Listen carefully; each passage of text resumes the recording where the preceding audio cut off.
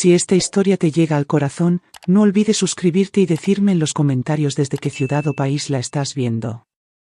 Tengo mucha curiosidad por saber dónde se escucha mi voz hoy. El avión aterrizó con un sacudón y el letrero de los cinturones de seguridad sonó arriba. Mi celular vibró en mi regazo, la notificación brillando como una pequeña promesa. Había enviado el mensaje justo antes de aterrizar. ¿Alguna vez has vivido una situación que cambió tu vida para siempre? Déjanos tu comentario y hazte suscriptor porque esta historia te va a impactar de una manera que no esperabas.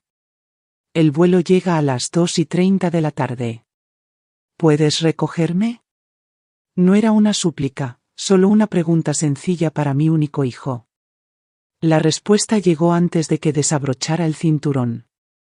Tú, resuélvelo. Nada más. Ni un ¿cómo estuvo el vuelo?, ni un ¿estás bien?, ni siquiera una excusa a medias. Solo esas 4 palabras frías y secas, como si alguien apagara de un soplido la última chispa de un fuego que se desvanece. Me quedé ahí un momento, aún abrochada, mientras los demás pasajeros buscaban sus maletas. 14 horas en el aire desde Lisboa, con los huesos doliendo y el corazón más pesado que mi equipaje. Acababa de enterrar a mi hermana Arcelia en un pequeño cementerio al otro lado del océano. Estuve sola junto a su tumba, apretando el programa doblado mientras el viento del mar me arrancaba la bufanda. Y ahora, el mismo día que regresaba, mi hijo no podía ni siquiera esperarme en la salida. El carrusel de equipaje cobró vida con un traqueteo. A mi alrededor, las familias se iluminaban con risas, saludos y el crujir de los ramos de flores al ser desenvueltos. Mi maleta cayó en la banda, aún con la etiqueta del código del aeropuerto de Portugal. La jalé y la arrastré hacia las puertas corredizas. Afuera, el aire de noviembre mordió a través de mi abrigo, lo bastante filoso como para escocer. Hace años caminé entre nieve hasta las rodillas para llevarle a Cayetano un proyecto de ciencias que olvidó en casa. 3 camiones, 2 transbordos y 1 kilómetro a pie. Él tenía 11 años y me recibió con una sonrisa de oreja a oreja. «Eres la mejor, mami», dijo. Ahora, 20 minutos en un carro calentito era al parecer demasiado pedir. Pedí un taxi con los dedos torpes por el cansancio. El conductor me saludó con una sonrisa y un suave «bienvenida a casa», palabras que no sabía cuánto necesitaba escuchar. Mientras la costa pasaba borrosa por la ventana, el Atlántico tenía el mismo gris acerado que dejé en Portugal.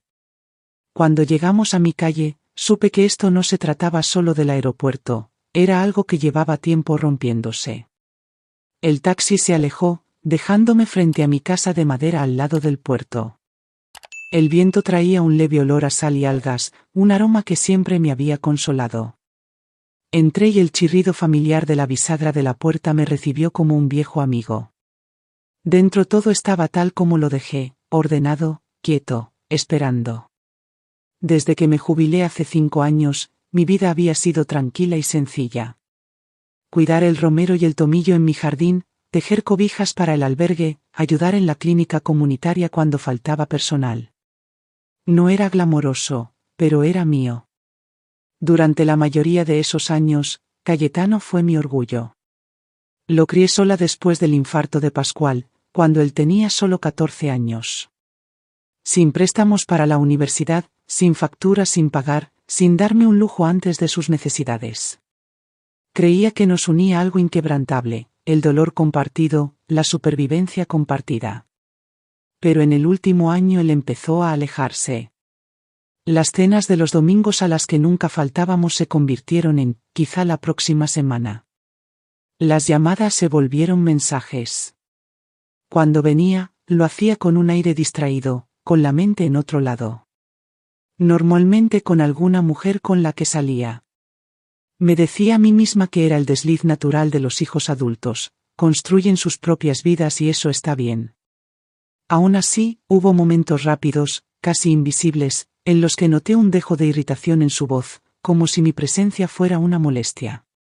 Esa noche, tras desempacar lo indispensable, herví pasta y comí junto a la ventana.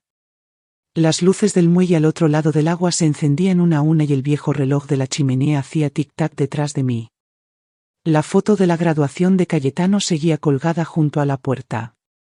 Ese día estuve tan orgullosa, segura de que todos mis sacrificios valieron la pena. Mi celular vibró y mi corazón dio un salto por un instante, pero no era él, solo mi vecina Julieta preguntando si había llegado bien. Respondí, sí, viaje largo. Nada más. Dejé el celular y la habitación vacía se cerró a mi alrededor. En el fondo sentía que el mensaje del aeropuerto no fue un descuido, sino una línea que se estaba trazando. A la mañana siguiente me encontré con Beatriz en la cafetería junto al puerto. Ella había sido mi amiga desde antes de que Cayetano aprendiera a caminar, el tipo de persona que nota cosas, incluso cuando intentas ocultarlas. Nos sentamos junto a la ventana con nuestras tazas de café, el vidrio empañado por el frío de noviembre. Entonces, ¿no fue a recogerte?, preguntó con suavidad, como quien entra despacio al agua fría. Intenté restar importancia. Estaba ocupado. Beatriz no sonrió. Estar ocupado no significa que no pueda importarle. Tú mereces más que eso. Su voz era firme, pero sus ojos buscaban los míos, sopesando, sin decir más. Luego deslizó su celular por la mesa. En la pantalla había una foto de la tarde anterior, Cayetano, en un bar en una azotea en Mazatlán, con un trago en la mano, el sol iluminando su sonrisa. El pie de foto decía, viviendo la buena vida. La imagen resonó en mis oídos mientras yo arrastraba mi maleta entre extraños. Él estaba brindando por algo, o tal vez por nada. Dejé el celular y crucé las manos en mi regazo. Mi mente regresó al día del funeral de Pascual, la mano pequeña de Cayetano apretando la mía, su voz feroz y segura. Ahora somos tú y yo, ma. Yo te cuidaré. Tenía 14 años, su rostro pálido contra el traje negro que pedimos prestado a un vecino. Esa promesa había sido mi salvavidas. Esa noche le envié un mensaje, supe que la pasaste bien ayer. Su respuesta llegó rápido, sí, lo necesitaba. Fue una semana pesada. Ni una palabra sobre mi viaje, ni una pregunta sobre el funeral, ni una mención de Arcelia. Puse el celular boca abajo sobre la mesa. No era enojo lo que se asentaba en mí, sino algo más pesado, como la marea que se retira y deja todo al descubierto. Lavé los platos despacio, el agua caliente corriendo por mis manos. El silencio de la casa me envolvía desde cada rincón y me di cuenta de que estaba esperando una voz que hacía mucho no estaba aquí. Esa noche no dormí bien. Al amanecer caminaba por el muelle, las tablas bajo mis zapatos resbalosas por la sal. Las gaviotas giraban arriba, sus graznidos cortantes en el aire frío, llevándome de vuelta a lo que había intentado no recordar. Recordé cuando vendí mi anillo de bodas para pagar los libros de Cayetano, diciéndole que era solo una joya vieja que ya no usaba. Trabajé turnos dobles en la clínica con fiebre porque él necesitaba tacos nuevos para la temporada de fútbol. Cancelé un fin de semana en el lago con amigas para mandarlo al campamento de ciencias que tanto quería. Cuando Pascual murió, pensé que colapsaría bajo el peso de todo, pero Cayetano aún era pequeño, aún dependía de mí para todo, y eso se convirtió en mi razón para seguir adelante. Nunca le pedí que me lo devolviera y ahora ni siquiera podía manejar 20 minutos para recogerme en el aeropuerto después de que enterré a mi hermana. De vuelta en casa, revisé el correo de la semana. Entre catálogos y facturas había un sobrepesado con sello de Lisboa. Dentro estaba la documentación final del abogado de Arcelia, una copia certificada de su testamento.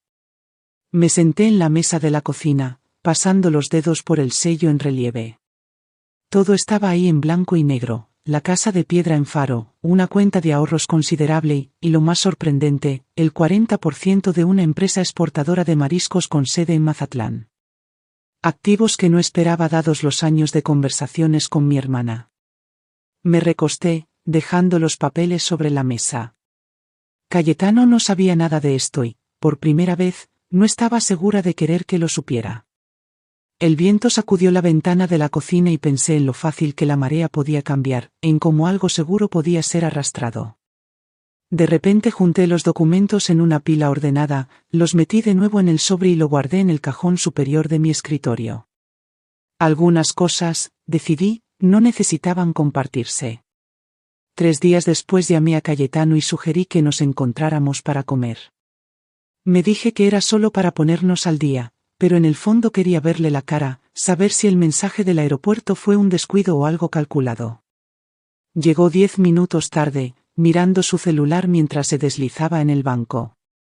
Le pregunté por el trabajo, por Thalía, por cómo había estado ocupando su tiempo. Sus respuestas eran rápidas, distraídas, cada una seguida de sus ojos volviendo a lo que brillaba en su pantalla. Entonces, como si recordara algo importante, se inclinó hacia adelante. Oye, Ma, hay algo que quería contarte. Hay una oportunidad de inversión increíble, bienes raíces, bajo riesgo, gran ganancia. Podría entrar ahora si tuviera el capital. Hizo una pausa, mirándome. Necesitaría un socio, alguien en quien confíe, alguien que crea en mí. Revolví mi té sin decir nada. Es decir, ¿tienes algunos recursos ahora?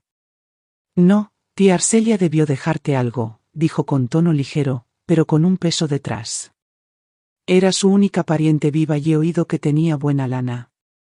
Mantuve el rostro inmóvil. No sabía la verdad, pero ya había contado mi herencia como su fondo inicial. No era solo el dinero, había una suposición en su voz, como si mi papel fuera financiar sus planes sin cuestionar. Le pregunté por Thalía otra vez, cambiando el tema. Respondió vagamente, miró su reloj y dijo que tenía una reunión en el centro. No se ofreció a acompañarme al carro, no se quedó a charlar con el café como antes. Lo vi irse, alto y confiado, su paso rápido, como si lo siguiente importara mucho más que la plática que acabábamos de tener. De vuelta en casa, abrí el cajón donde estaba el sobre de Lisboa. Mis dedos se detuvieron en él un momento antes de cerrarlo de nuevo, la madera haciendo un clic suave. Si esta historia te llega al corazón, no olvides suscribirte y decirme en los comentarios desde qué ciudad o país la estás viendo. Tengo mucha curiosidad por saber dónde se escucha mi voz hoy. Si venía buscando dinero, sabía exactamente qué le daría, nada en absoluto. El fin de semana llegó con un golpe en mi puerta, Beatriz cargando un frasco de panecitos de arándano y esa mirada que reservaba para cuando tenía algo importante que decirme. Nos acomodamos en la cocina, la tetera silbando sobre la estufa. Me encontré con Cayetano anoche, comenzó partiendo un panecito por la mitad. Estaba en el bar del puerto. Hablaba sobre un negocio de inversión. Mencionó que estaría listo si su mamá lo apoyara. Sentí que mi mandíbula se tensaba. ¿Explicó de qué se trataba? No dio muchos detalles, respondió. Solo dijo que era riesgoso, pero que las ganancias serían enormes. Sonaba más como una apuesta que como un plan real. Exhalé lentamente, intentando mantener mi voz firme. No me lo ha mencionado, al menos no directamente. Beatriz me observó con una mezcla de compasión y advertencia. Solo pensé que debías saberlo. Después de que se marchó, permanecí sola en la mesa mientras la luz vespertina se derramaba sobre el sobre de Lisboa. Aún guardado en el cajón a mi lado, pensé en la casa de piedra en Faro, la cuenta de ahorros y esas acciones de la empresa de mariscos que ahora eran míos. Activos que nunca esperé poseer y que no tenía intención de arriesgar en cualquier plan que Cayetano pudiera tener en mente. La verdad era simple. Había pasado décadas siendo la red de seguridad. Cubrí deudas, pagué facturas, reparé errores, y aunque una parte de mí siempre estuvo dispuesta a continuar haciéndolo, algo había cambiado. Quizás fue ese mensaje en el aeropuerto. Tal vez fue encontrarme sola en un cementerio extranjero sin mi propio hijo a mi lado. Abrí el cajón, saqué el sobre y releí el testamento. Luego lo guardé. Cerré el cajón con llave y me metí la llave en el bolsillo. Si Cayetano contaba con que lo rescatara, descubriría que esa red ya no existía. El lunes siguiente conduje al centro y estacioné frente al edificio de ladrillo de Morales San Vargas Abogados. Conocí a Estela Morales desde hacía años. Ella había manejado la herencia de Pascual y poseía una memoria como trampa de acero. Cuando entré a su oficina, Se levantó de su escritorio con una sonrisa cálida pero curiosa. ¿Qué te trae por aquí, Maricela? Me senté y coloqué el sobre de Lisboa entre nosotras. Necesito hacer algunos cambios. En silencio revisó los documentos, sus ojos entornándose con interés. Has heredado un buen portafolio aquí. Quiero protegerlo, para que nadie, ni siquiera la familia, pueda tocarlo a menos que yo lo autorice. Y quiero que mis deseos queden documentados por escrito. Estela tamborileó su pluma pensativamente. Es factible. Podemos crear un fideicomiso con estipulaciones claras, beneficiarios que tú nombres, condiciones que tú establezcas. Nadie toca un centavo sin cumplir los términos. Pasamos la siguiente hora detallando cada aspecto. La casa de piedra en Faro quedaría bajo mi propiedad exclusiva para ser mantenida y rentada por temporadas. La cuenta de ahorro se invertiría conservadoramente con retiros que requerirían mi aprobación directa. Las acciones de la empresa de marisco se colocarían en el fideicomiso con control gerencial asignado a mí hasta mi fallecimiento. ¿Y si alguien te presiona?, preguntó Estela. Descubrirán que no tengo nada que ofrecerles, respondí con calma. Para cuando terminamos, el plan era infalible. Estela prometió que los documentos estarían listos en una semana y guardaría los originales en su bóveda de seguridad. Salí de su oficina con una ligereza que no experimentaba desde hacía meses, no exactamente alegría, sino esa firmeza que surge al saber que has tomado el control. En el camino a casa, el puerto bullía de actividad, con gaviotas zambulléndose por peces, el agua destellando plateada bajo el sol vespertino. Estacioné en mi entrada, apagué el motor y permanecí un momento escuchando el silencio. No había necesidad de contarle nada a Cayetano. De hecho, mientras menos supiera, mejor sería. Era jueves por la tarde cuando sonó mi celular. El nombre de Cayetano iluminó la pantalla. Por un momento consideré dejarlo ir al buzón de voz, pero algo en mí quería escuchar su voz, saber cómo abordaría el tema. Hola, Ma, comenzó con un tono excesivamente alegre. ¿Tienes un minuto? Claro, respondí manteniendo mi voz neutra. Empezó con conversación casual, el trabajo estaba enloquecido, los padres de Thalía venían de visita, el clima había estado inusualmente cálido. Luego llegó el giro esperado. Entonces, ¿recuerdas esa inversión que mencioné? Se está moviendo rápido. Tengo oportunidad de cerrar mañana, pero me falta capital. Si pudieras prestarme algo, solo por unos meses, te lo devuelvo en cuanto lleguen las ganancias. ¿Cuánto es, algo?, pregunté. Como 40.000 pesos, dijo naturalmente, como si fueran monedas sueltas. Es un negocio seguro, prácticamente dinero regalado. Permití que el silencio se prolongara. Él lo llenó rápidamente. Mira, no pediría si no fuera importante. Esto podría posicionarme en el mapa, Ma, a nosotros. Tú también te beneficiarías. La frase me llamó la atención, tú también te beneficiarías, como si mi vida necesitara ser mejorada por cualquier plan en el que él se hubiera metido. No puedo, dije simplemente con un río corto y torpe. No puedes, o no quieres. No puedo, repetí, mi tono sin dejar espacio para negociar. No es posible. Hubo una pausa, luego un filo en su voz, está bien. Supongo que lo resolveré yo mismo. La línea se cortó un momento después.